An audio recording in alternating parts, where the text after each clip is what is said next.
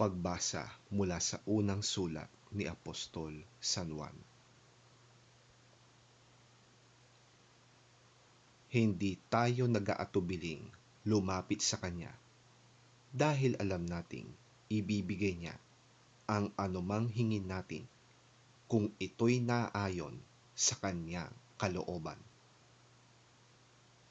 At dahil alam nating pinapakinggan nga Niya tayo, alam din nating ibinibigay Niya ang bawat hinihiling natin sa Kanya.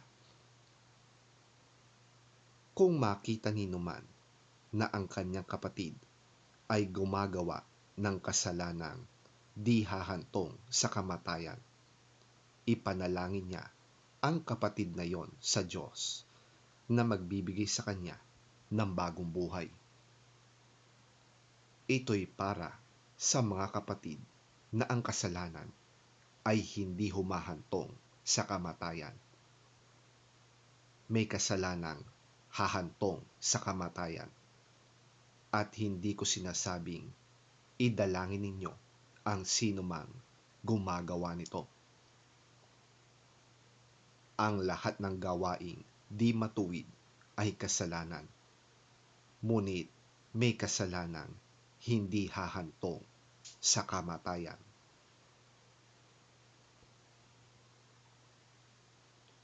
Alam nating ang mga anak ng Diyos ay hindi nagpapatuloy sa pagkakasala sapagkat iniingatan sila ni Hesukristo at hindi sila maaaring galawin ng dyablo. Alam nating tayo'y mga anak ng Diyos kahit na ang buong sanlibutan ay nasa kapangyarihan ng dyablo.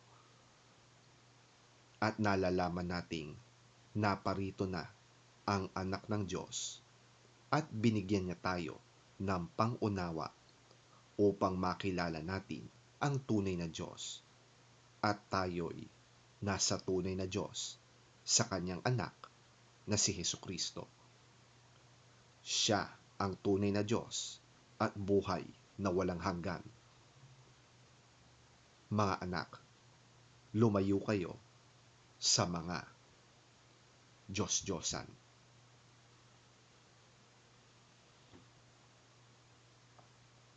Ang salita ng Diyos. Salamat sa Diyos.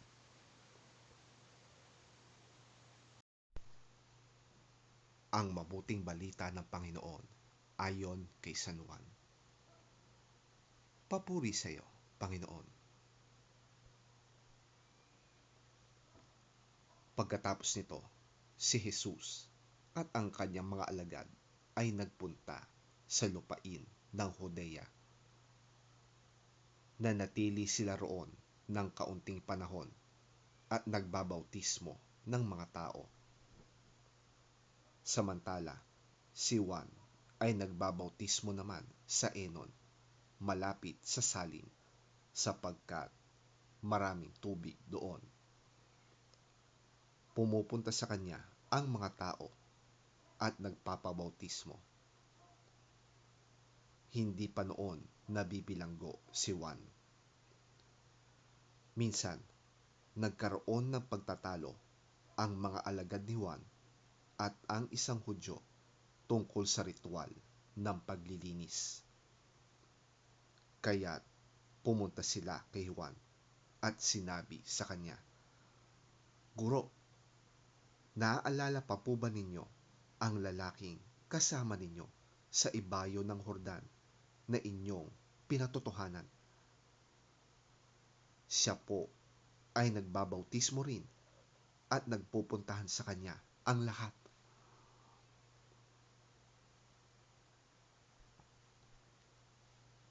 Sumagot si Juan, "Walang sino mang tatanggap ng anuman malibang ito'y ipagkaloob sa kanya ng Diyos. Kayo mismo ang makakapagpatunay na sinabi kong hindi ako ang Kristo. Isa lamang akong sugo na mauuna sa kanya. Sa isang kasalan, ang babaeng ikakasal ay para lamang sa lalaking ikakasal. Ang abay na naghihintay sa pagdating ng lalaking ikakasal ay lubos na nagagala kapag narinig niya ang tinig nito. Gayon din naman, lubos na ang aking kagalakan ngayon. Kinakailangang siya ang maging dakila at ako namay maging mababa.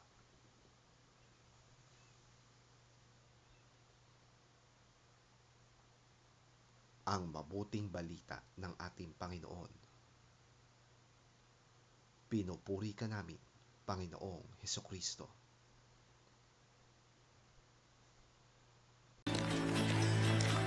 After this, Jesus and his disciples went to the province of Judea, where he spent some time with them and baptized.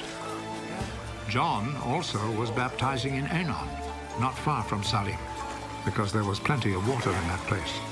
People were going to him, and he was baptizing them. This was before John had been put in prison. Some of John's disciples began arguing with a Jew about the matter of ritual washing. Teacher, you remember the man who was with you on the east side of Jordan? The one you spoke about? Well, he is baptizing now, and everyone's going to him. No one can have anything unless God gives it. You yourselves are my witnesses that I said, I am not the Messiah, but I've been sent ahead of him. The bridegroom is the one to whom the bride belongs, but the bridegroom's friend, who stands by and listens, is glad when he hears the bridegroom's voice. This is how my own happiness is made complete. He must become more important, but I become less important.